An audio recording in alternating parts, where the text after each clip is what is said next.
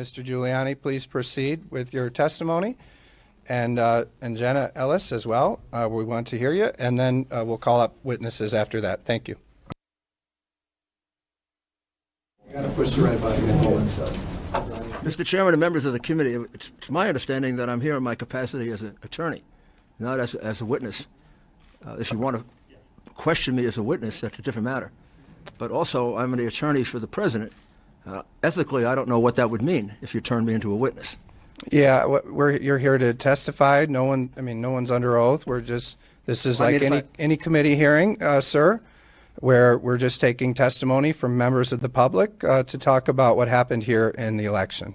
Just my understanding from appearing before Congress many times is when I appear in the role as a lawyer, I'm not under oath. When I appear as a witness, I am under oath. Yeah, and sir, when I appear as the attorney for someone, and it's a case involving then, it would be unethical for me to be a witness. But yeah, and sir, here in Michigan, we don't administer oaths to people who testify. It's almost unprecedented in this legislature. Well, thank you. Mm-hmm. It is our right, to be clear, though, to do so. Out of order. I'm sorry. I'm going to be very brief because I have a number of witnesses, and the whole purpose of asking for this hearing is because for 4 weeks, 5 weeks, 6 weeks, all we've heard is that there are unsubstantiated allegations of fraud. It began as unfounded allegations of fraud. Then it became unsubstantiated allegations of fraud. Then it became allegations of fraud, but not big enough to overturn an election. And then it became allegations of fraud that really couldn't be completely investigated between now and the election, but are going to require substantial investigation after the inauguration. So it's changed a great deal, but in that period of time, no one's bothered to look at the evidence. No one's bothered to listen to the witnesses. I'm not a witness. I didn't witness any of this. Everything I'm presenting to you, I'm presenting you as a lawyer. These are the words of other people. And in your case, in the state of Michigan, people who are citizens of your state, who observed fraud. And I must say, observed fraud on what I would consider, I would also consider myself an expert on prosecuting fraud. I would consider a massive amount of evidence. What I'm holding in my hand are affidavits. These are sworn under oath. They have the power of evidence because they're sworn under oath. These are the things on which you bring indictments. And they allege massive cheating, particularly on the part of the Democrat Party of Detroit, to the extent of easily 500,000, 600,000, 700,000 illegal votes, calculated many different ways. The second part of the case is an analysis of the voting machine that you used in much of the state, I believe much of the state, not all, Dominion, which broke down in Antrim County. That alerted people to take a look at it, and lo and behold, it became a tremendous surprise to the people of America. Did you want this closer? I'm sorry. It was a very big surprise to me that our votes are sent out of the United States. It's also a big surprise to me that our votes are counted by a foreign company. And it's even a bigger surprise to me that if you do the slightest bit of due diligence, you will find out that this company has been in trouble many, many times, was just disqualified in the state of Texas, under another name was thrown out of Chicago. In its infancy, had ties with Hugo Chavez, Venezuela, conducted fraudulent elections in 2 South American countries, and have been disqualified in several other countries and states. It appears as if whoever your elections officials are selected this without the slightest bit of even Googling the company, where if you did, you would find out that it's considered to be the most insecure voting machine available to us, and has resulted in enormously terrible problems. I'd like to put into the record a letter written by my congresswoman many years ago, Carolyn Maloney, who pointed out all of the problems with this company, Dominion. I'd also put in the record letters from Elizabeth Warren and somebody else that I can't remember right now, but another United States senator. I have no idea what you were doing with this company, and one of the things I would suggest is you take a good look at just how you came about taking on a company that has this terrible record. We've had occasion to examine now the machine that faltered. We have preliminary data on how it can be invaded. We would need to examine the rest of the machines, and if we did, we could probably tell you to some degree of certainty exactly how many votes were changed, the formula by which they were changed, and if they were directed overseas, because there are some indications that the vote was being sent to Frankfurt, Germany, or to Barcelona, to a company called Seitel. That's a brief overview, but I think I would rather start because this woman, I would just ask the indulgence of the committee. Ms. Jacob is a very, very fine woman. She's never testified before. She is exceedingly concerned for many reasons. And if everybody could just be courteous in questioning her, I would really appreciate it. All right, thank you. So I'd like to call Jesse Jacob. All right, Mr. Mayor. And just to be clear, I didn't say this before. The way we're going to run this format, my goal is to be done by 9. That's about 3 hours. We might go a few minutes over since I came in late. That's the goal. We're going to allow each witness to come up, and at that point, we'll allow members of the committee to ask a question. The question has to be germane to the topic. This is about the Michigan elections, okay? I'll allow one question per member, no follow-ups, one question, okay? That's how we're going to do it for each witness. And you know, that's because of the shenanigans. I was going to allow a little leeway, but I'm not now. All right, we're going to do one question per witness. We're going to go through each one. I call them witnesses, but people who are testifying here.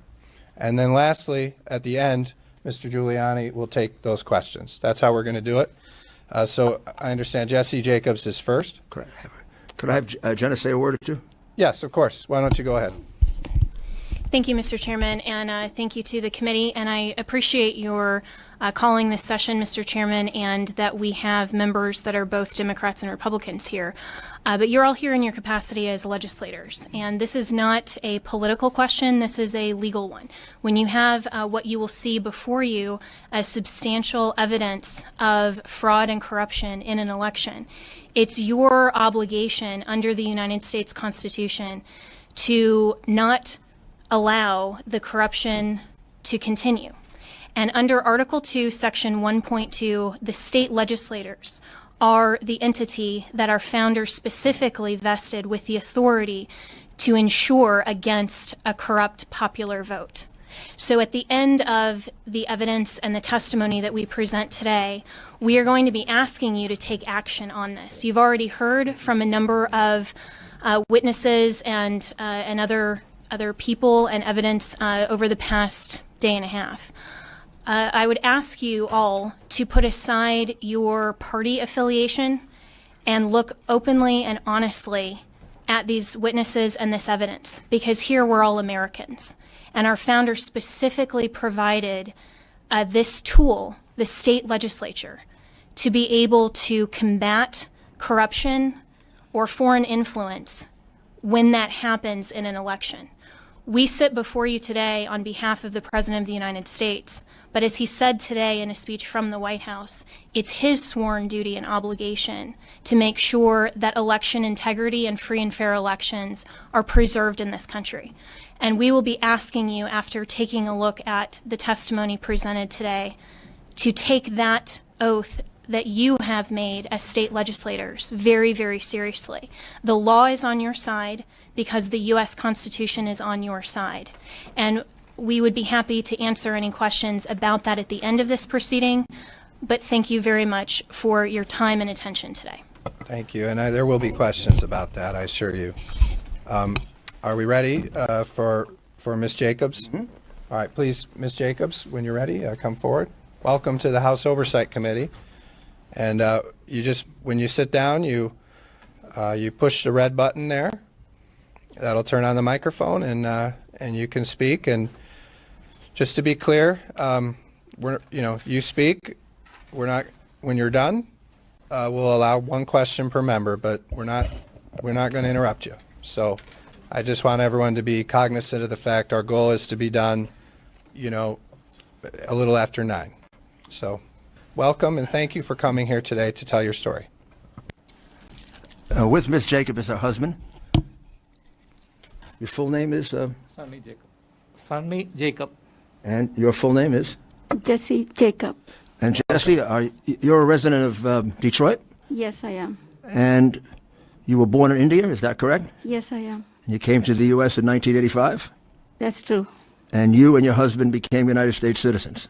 Yes, in 1995. And how many children do you have, Jesse? 3 children.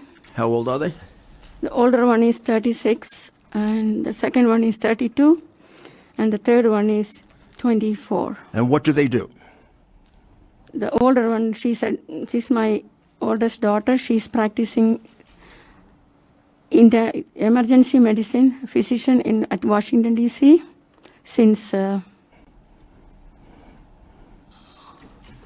2014, yes. And my son, your son?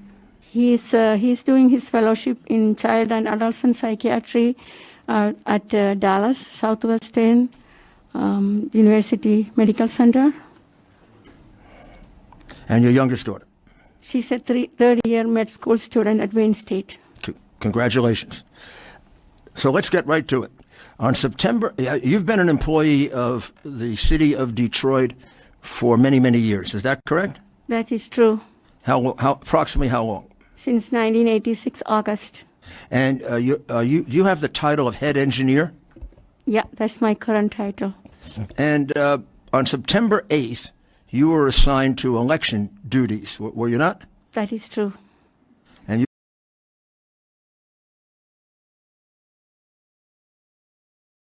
And you were assigned to the 3rd floor of the election department. The fourth floor of the okay. election department at West Grand Boulevard location. And what were you told you were supposed to do? The first day, basically, we were all, it's about, let me see how many people, about 40 to 60 people on that floor. We were, first they were, giving all kinds of instructions, how this training is going to be. And then in the afternoon, we started opening the mails that was received to the headquarters. That is the mail for application for absentee ballot request. So basically, that's what we were doing the whole week, first week, starting from September 8th. I started at 9 a.m. It was 9 to 4 p.m.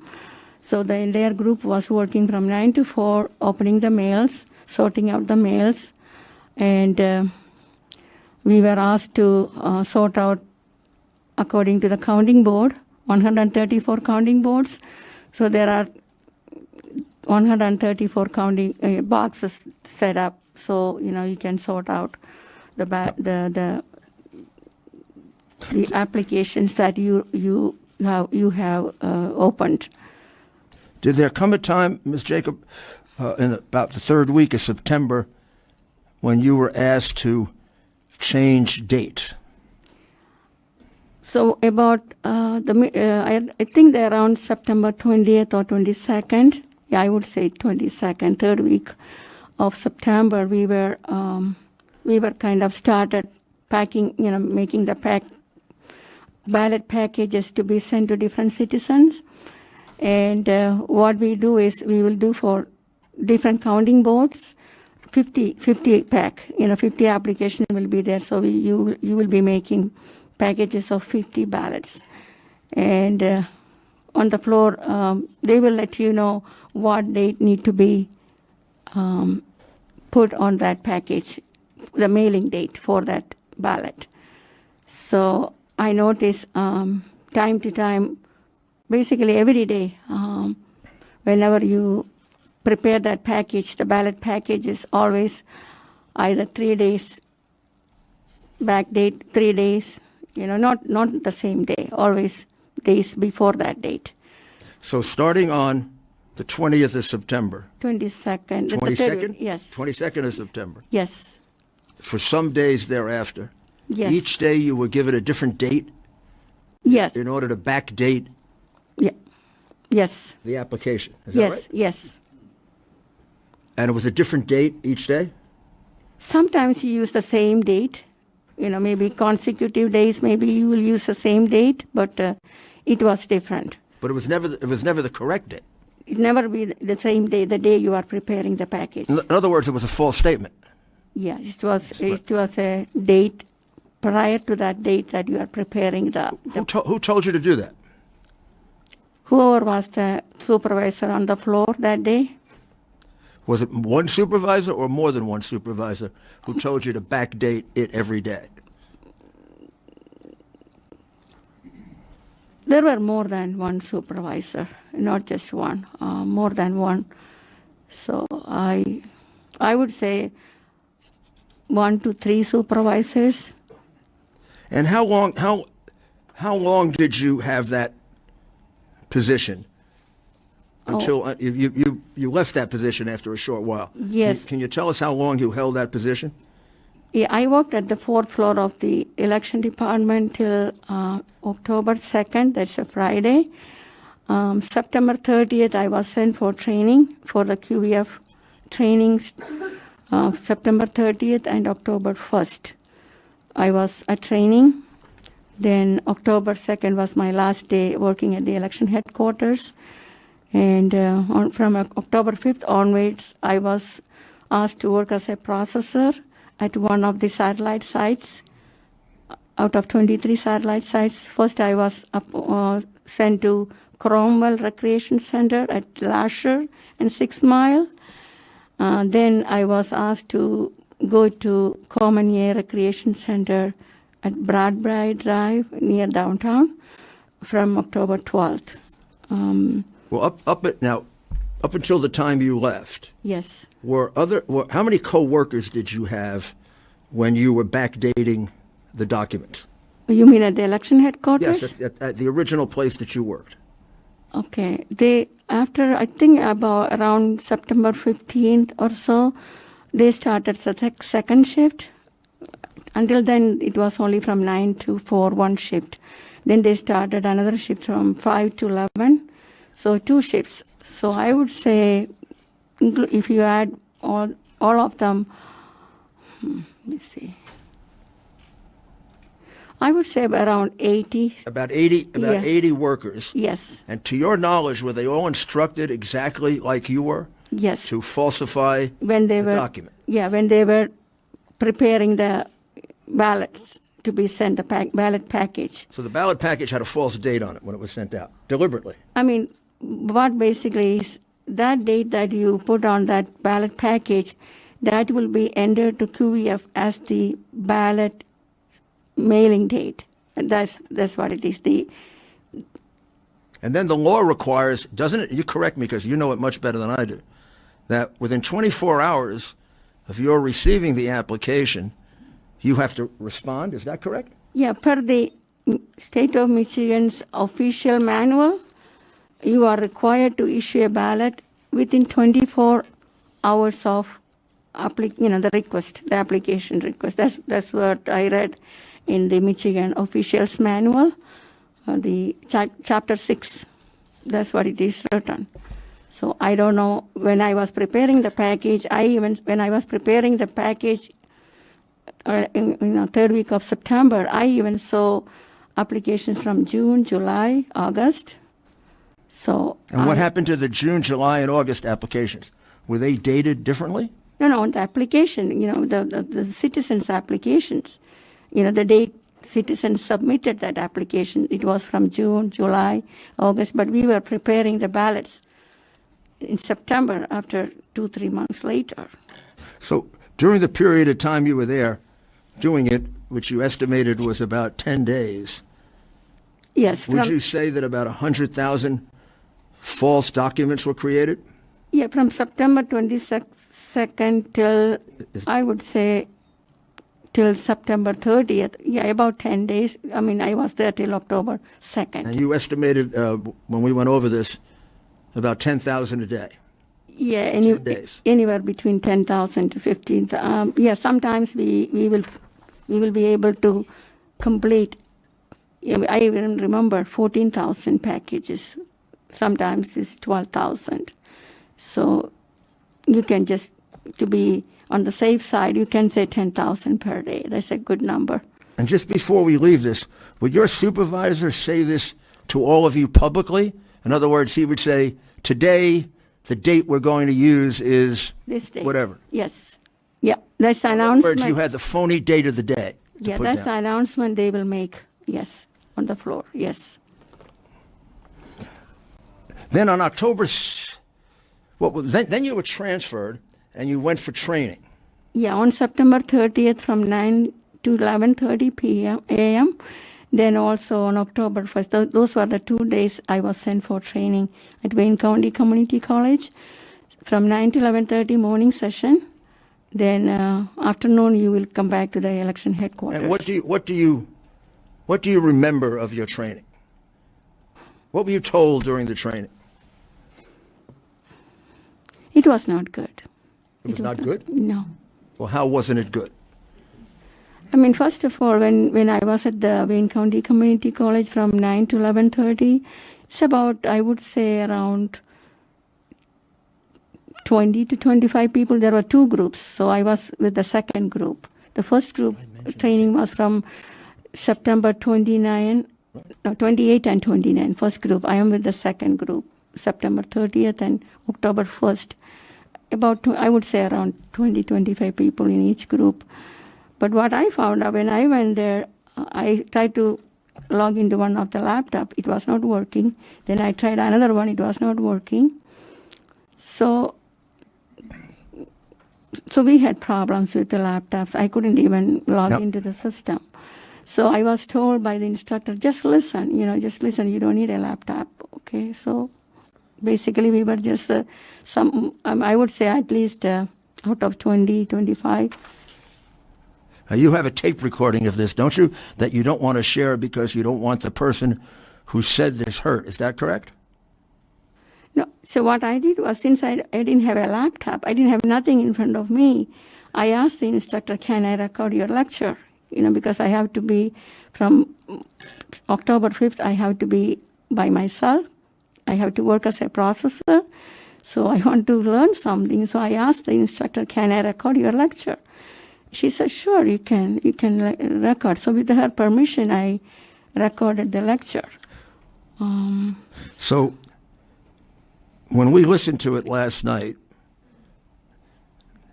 did the instructor from the city of Detroit tell you it doesn't matter if the address is wrong or the birth date is missing or there are no names?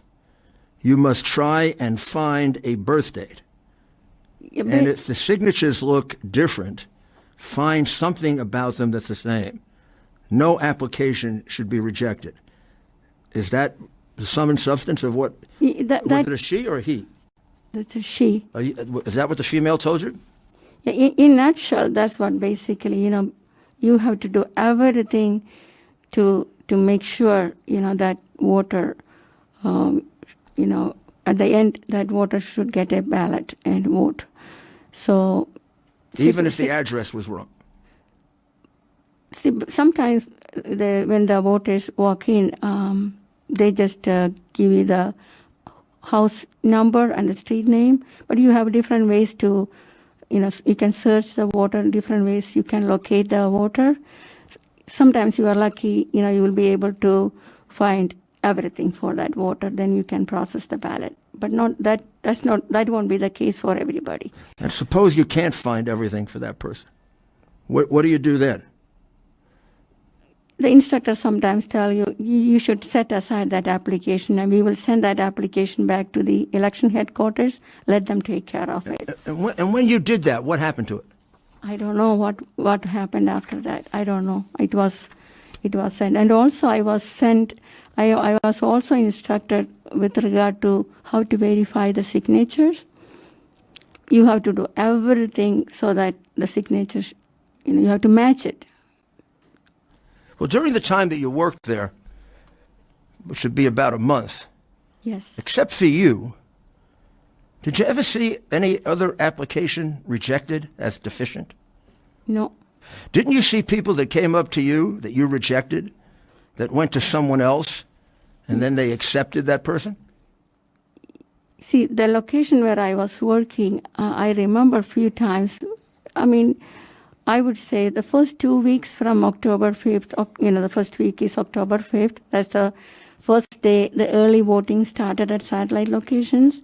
Then second week, October 12th.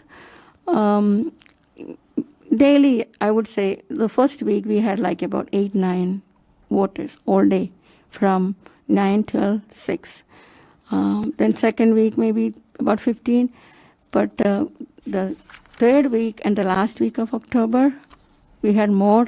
And I remember two or three times,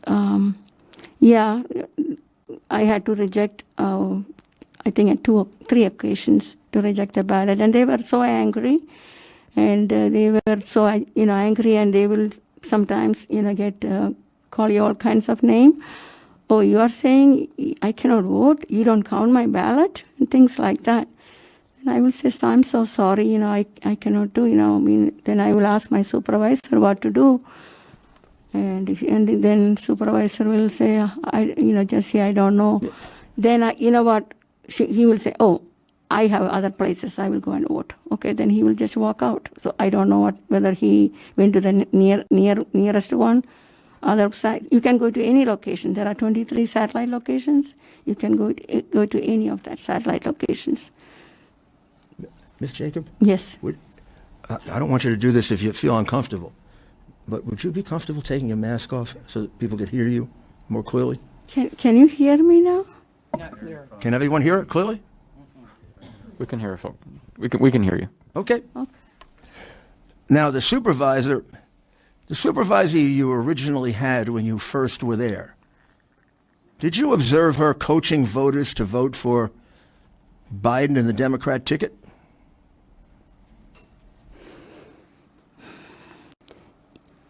Yes.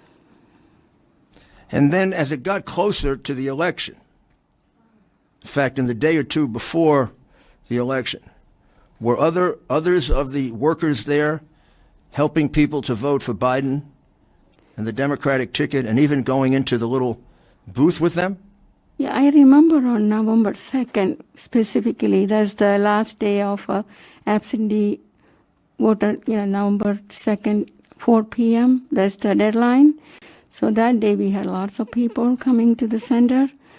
And I remember, let me be honest with you, I don't remember that person's name, but he was working as a ballot runner, and he was going to the polling booth and standing by the side of the voter and helping them to complete the ballot, assisting the voter. I was really concerned, but I didn't say anything. I don't know whether my supervisor saw that. She was in the room, but he was doing that. Did you find that wrong, unacceptable? I knew it is wrong, but I didn't Pardon say. me? I knew it is wrong, but I'm just a processor there. It's up to the supervisor. I didn't say anything. And then was there a day when 3 people came in wearing Black Lives Matter T-shirts? I think it was on November 2nd, you said? And they were going to the voting booth and helping people to vote? No, what they did was, I think it was earlier than that. I don't remember the exact date, but they were 3 of them. One was holding the flag and one was wearing, I think all of them were wearing the Black Lives Matter or something like that. And one of them, actually, he wanted to drop his, they were there to drop off their absentee ballot. So they walked into the room and they were dropping, one of them were dropping the ballot into the box. So the other one was cheering and the other one was taking picture and things like that. I knew it is also not right, but I cannot do anything.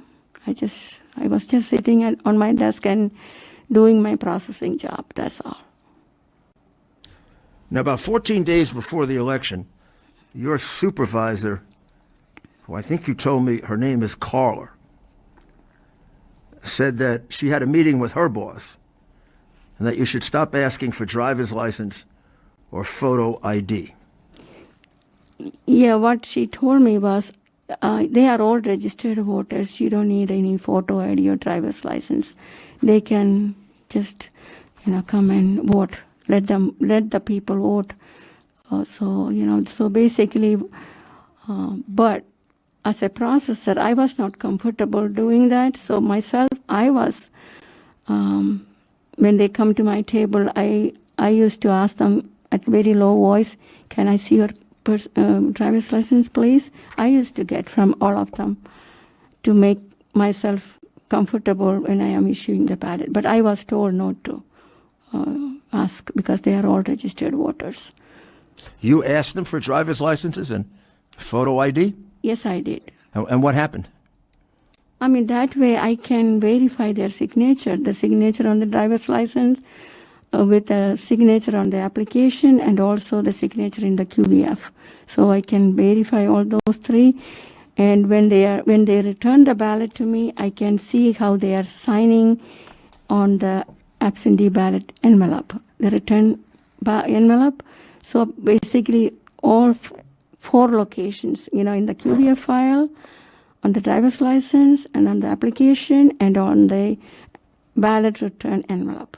So Now, they are good. If all four of them are matched, I will receive that ballot into the QVF, I'll save it, and I will place my initial on the ballot return envelope, ballot number, date, and again initial. So 2 initials I have to place on the ballot return envelope when I am receiving the ballot into the QVF. So I was doing that for each and every ballot that I issued. That's what is required by the Michigan official manual. Now, your coworkers didn't do that, and they asked you, didn't they? Why do you do it? And didn't you say, for my peace of mind? Yeah, the driver's license, the point when they said you don't need driver's license, I said, for my peace of mind, I'm going to ask, anyway, I'm going to get the driver's license. And sometimes you won't be even able to read the name on the application the way some people write. So I really want, for 2 reasons, to enter the voter's name correctly into the system, and also to verify the signature. And also, of course, the photo ID. Did you also have to check signatures? Yes, you do. That's the first thing you do before you even start processing the ballot. And weren't you on several occasions, didn't you turn people down? Yeah. Got very angry at you, and then they went to one of your coworkers, and your coworkers accepted them? One time I remember one young gentleman, he signed totally different, and he said, then I showed him his signature at QVF file. I turned my laptop and showed to him, see how is your the signature in the file, and he said, that's not, I don't sign like that. That was from 10 years ago. I don't sign anymore. I don't sign like that anymore. Then I said, sorry, I cannot do anything. But I think at that point, I think he walked out. Even though the supervisor, she was there, I don't think supervisor did anything. I think the gentleman walked out. Did there come a time toward the end of that period when a fairly large number of people came to vote in person, but they were people who had requested absentee ballots? Yes. And how were you supposed to deal with it, and then how were you told to deal with it? What I do is when the voter walk into the room, the person at the front desk, they will bring the driver's license. That is the first 2 weeks of October. They will bring the application, and the first thing I will do is I will enter the voter, and you will do a voter search. Then the system will tell you whether city already mailed the absentee ballot to them or not, whether there is an active ballot in the QVF system for that voter. So when you do that, lots of time you will see a ballot has been already sent to that voter, but when they come to you, they said, I never requested a ballot. I never received any ballot. I never requested for a ballot. Can I vote now? I'm here. I want to vote now. I said, of course. I mean, I can spoil the ballot. Then I can issue another ballot, and you can vote. So I have done that many times, but I was instructed to do like that. But per the Michigan officials manual, you are required to get a affidavit from that person, stating that I couldn't find my ballot, or I didn't receive the ballot, or whatever. I don't know, but an affidavit need to be submitted. But we were just asking them to fill a form. That's what we were doing. But they didn't have to bring that ballot back to you. The first ballot that was already mailed to them, they didn't have to bring it back. I remember during that 1 month period, maybe I got some of them voluntarily bring. I got maybe around 5 or 10 of them total. That's all. But you are not required to bring it back. Just fill out a form, then you will get another ballot. You complete the ballot in person and you're done. Then I will receive that ballot into the system.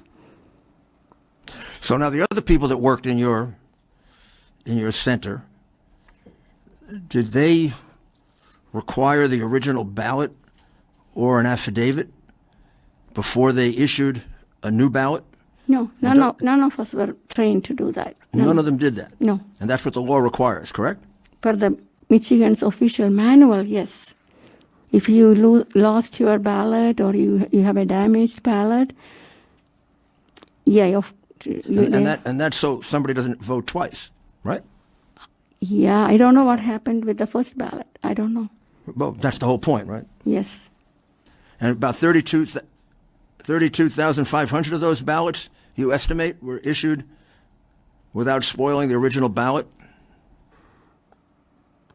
The period of time you were there. If you audit the file with the City of Detroit Election Department from the QVF, you can find out how many ballots were spoiled, how many ballots were rejected, how many ballots were deleted. All those things you can find from so the exact number. It's about right. I can speak to my center where I worked, the Common Air Recreation Center location. I would say how many ballots I spoiled. The first 2 weeks there were lots of, third week of October. I would say around,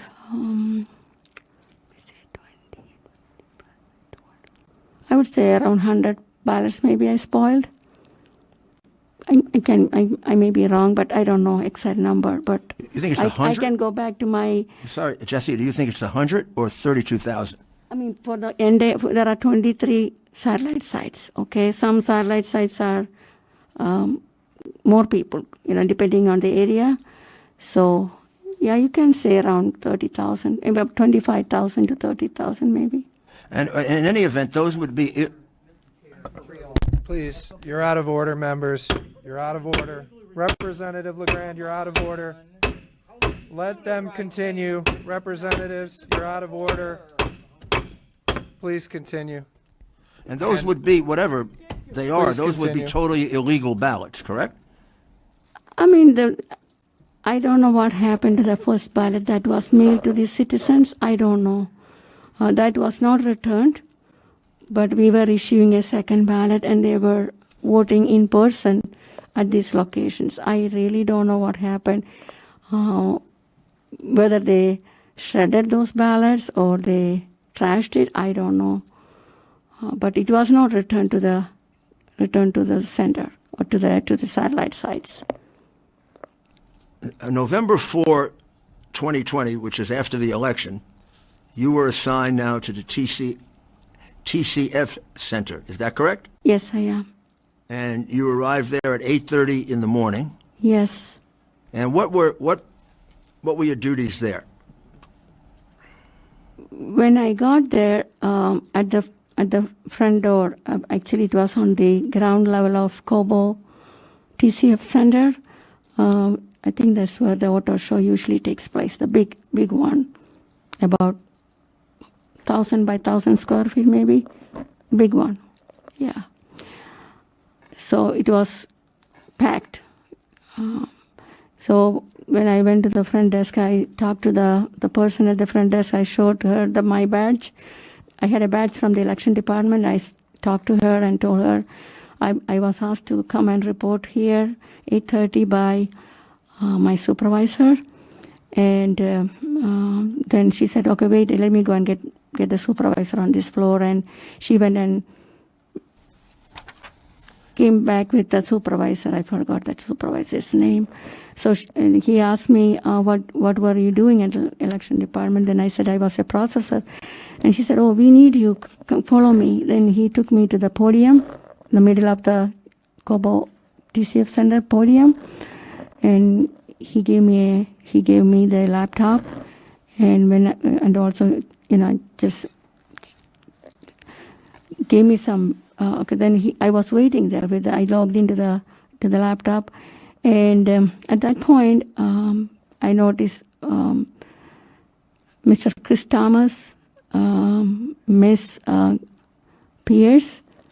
Those were from the state of Michigan. They were sitting on the other side of the table, and the one side of the table, all the city election officials sitting. So I was sitting with them on that side. And my supervisor from the city side was Miss Aldridge. I think her first name was Carol, I believe. Carol Aldridge. She was my supervisor. So she said, because she knew me before. And she said, oh, Jesse, I need you. So she brought this. So did she tell you just about immediately not to invalidate any ballots and not to look for deficiencies?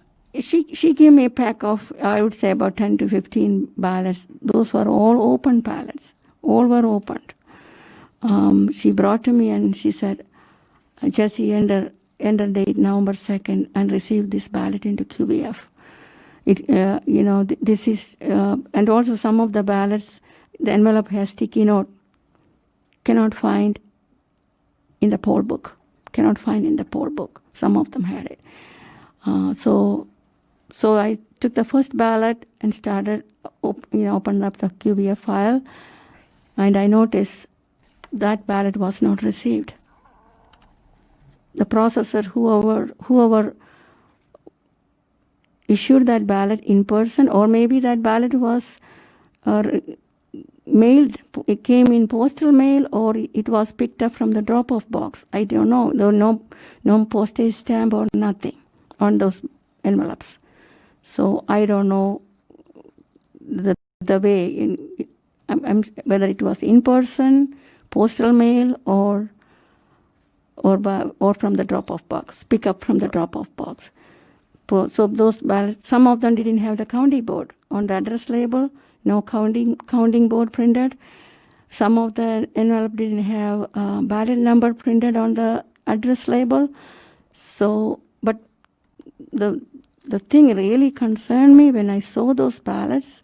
All of them were opened.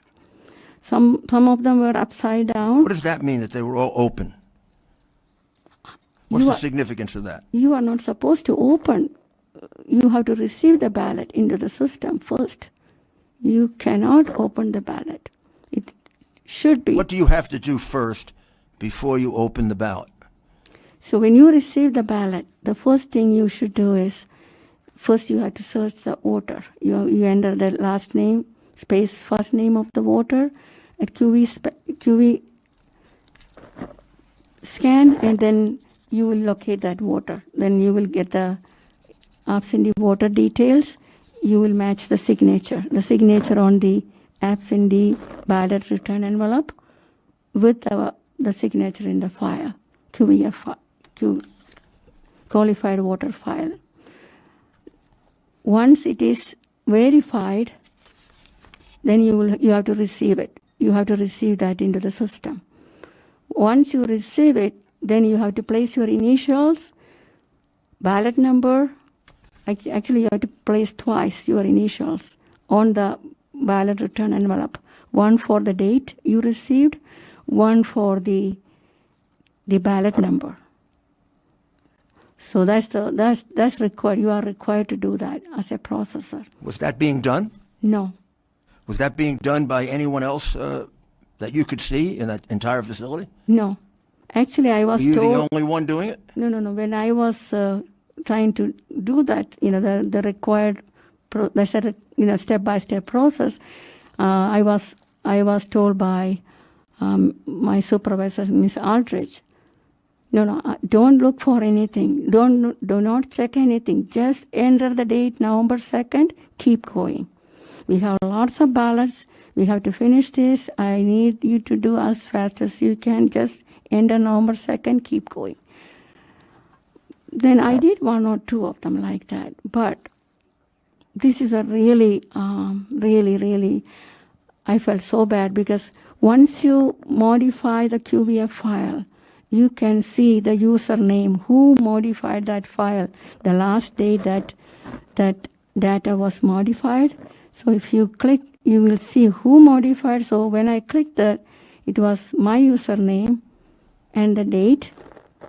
It will show. So basically, even though the received date was ended as November 2nd, when you click the QVF file, you will see username, my username, and the date I entered is November 4th. That's not right. I'm sorry, Jesse. I didn't quite get that. What did you say? See, when you, okay, I did just like my supervisor told me. This is at the TCF center, at the satellite sites. My supervisor there never instructed me anything like that. We were receiving. The minute I get the ballot, we were receiving the ballot into the system, same date. And everything was doing according to the manual at the satellite center where I was working. I just want to specify this one I was asked to do at the TCF center at the podium where all these ballots were coming from. I didn't even know where all these ballots were coming. It was keep coming. Then when I asked the person who was sitting next to me, she was doing the same thing. And she kind of told me, oh, Jesse, we were doing this since 9 p.m. yesterday. That's November 3rd. We didn't even go home. We really need your help, to complete this, to finish. So basically what they were doing is entering all these ballots into the QVF so they can count those ballots. That's what I thought. But they were not following the procedure. Okay, when you are receiving the ballot, and also backdating, why you are doing that on November 4th? It should have been done. The deadline was November 3rd, 9 p.m. That's the deadline for you to receive the ballot, absentee ballot, into the system. As a matter of fact, on November 3rd, I had to stay till 8:30.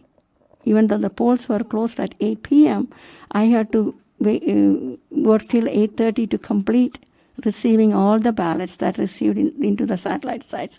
So all the processors, they are required to do that. 9 p.m.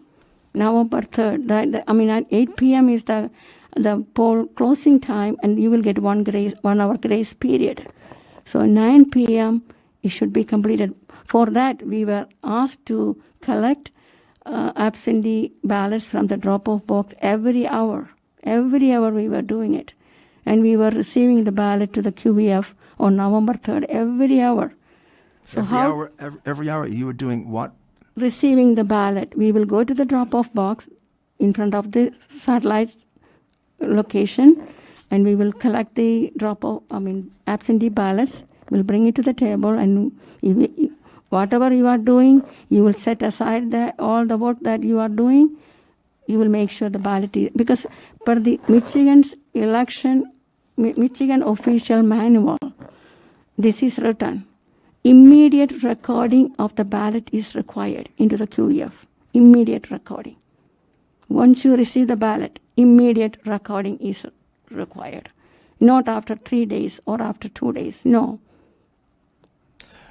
Your supervisor, Carol Aldridge. We were doing that. We were doing that in our satellite sites per the Michigan's, what is written in the manual.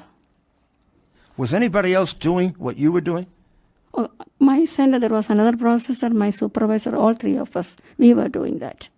Your supervisor ordered you, though, not to invalidate any ballots, not to look for deficiencies, not to check signatures. And then when you did it, she got angry at you, didn't she? That's the one at TCF Center, Miss Aldridge.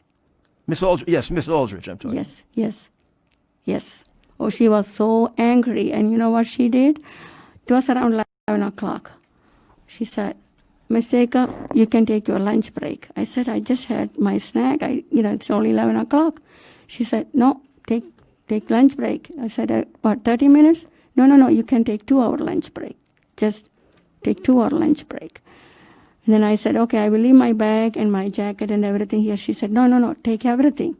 And you can go upstairs. And she showed me where is the escalator.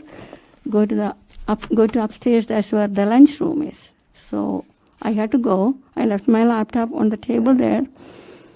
I went there upstairs, and there were lots of people. And because of the COVID, I didn't eat anything. I just actually there were free lunch for everybody. So I just ate applesauce. Then I came down. When I came down, Jesse, before we get there, why don't you tell us what that dispute was about? You put a sticky on the ballot saying that it was an invalid ballot. Yes. Because it was issued after the deadline. Yes. And she wanted you to backdate it, correctly? Correct? Yeah, let me explain. What happened was when I was told to enter November 2nd as the receive date, I noticed one of the ballot, the date was November 3rd, absentee ballot. The deadline for absentee ballot issuance is November 2nd, 4 p.m. So it was issued on November 3rd, election day. It was received everything on November 3rd. Then I checked whether that voter is a new registered vote, newly registered. No, he was not registered on November 3rd. He was registered in sometime in 2010, 10 years ago. So you are not supposed to issue absentee ballot on election day to already registered voters. So I right away talked to Mr. Daniel Baxter. He was standing next to me. I put a note. Please tell us who Mr. Baxter. So Mr. Baxter was right nearby? Yes. And you gave the ballot to him? With that sticky note. And is his name Daniel Baxter? Yeah, Mr. Daniel. And Baxter. what's his role? What's his title? I know I don't know whether he is the director. I know he was in charge of the operation on that floor. One of the senior most. Well, okay. We'll find out what his role was. And what about, wasn't his boss there too? A gentleman named Chris Thomas? Yes. So when I give that ballot. What did they conclude about this invalid ballot? So with a sticky note, because with all this noise and everything in the TCF center and with the mask, when you talk, they won't be able to hear. So I always used to write down the sticky note so that they know exactly what I am trying to convey to them. So I wrote invalid so-and-so reason. It was issued on November 3rd, absentee ballot after the deadline. So I showed to Mr. Baxter, and he took that to, Mr. Chris Thomas was standing nearby. So he showed that to Mr. Thomas with a sticky note. And after Mr. Thomas read that note, he said, yeah, she's right. But why should we punish voters for processors' mistake? Okay? That's what he said. Why should we punish voters for processors' mistake? But was he in charge of the effort for Detroit? Was he the person in charge? That's what I found out. Mr. Thomas? Yeah, that's what I found out later. I knew. I see. Yes. And then, what maybe we can summarize some of the. Yes. Then after that, after that statement from Mr. Chris Thomas, he gave that ballot back to Mr. Daniel Baxter, and I again told Daniel Baxter, I'm sorry, I cannot receive this ballot. This is invalid. Then it's your call, I told Mr. Daniel Baxter. So he took that ballot from me and dropped that ballot. There was a box next to Mr. Chris Thomas' table, underneath the table. He just dropped that ballot into that box. I don't know what happened after that. Well, let me see if I can shorten it just a little. After a short time, you were told to go to lunch for 2 hours, right? Yes. And you went to lunch for an hour and a half. Yeah, about 2. And you yeah. came back. Yes. And another gentleman named George Azuz gave you some ballots to work on. Yes. And Carol Aldridge saw you there. Yeah. And she came down from the podium. Yeah. And what did she tell you? So when I came back from lunch, my seat was gone. There was a box on top of the laptop. My laptop was on the table. So basically nobody was even, Miss Aldridge was, she was totally ignoring me. She didn't want me to be there at the podium anymore. So I was on the floor level. I found a table and a chair. I sat there. So when I was sitting there, I saw Mr. George Azuz.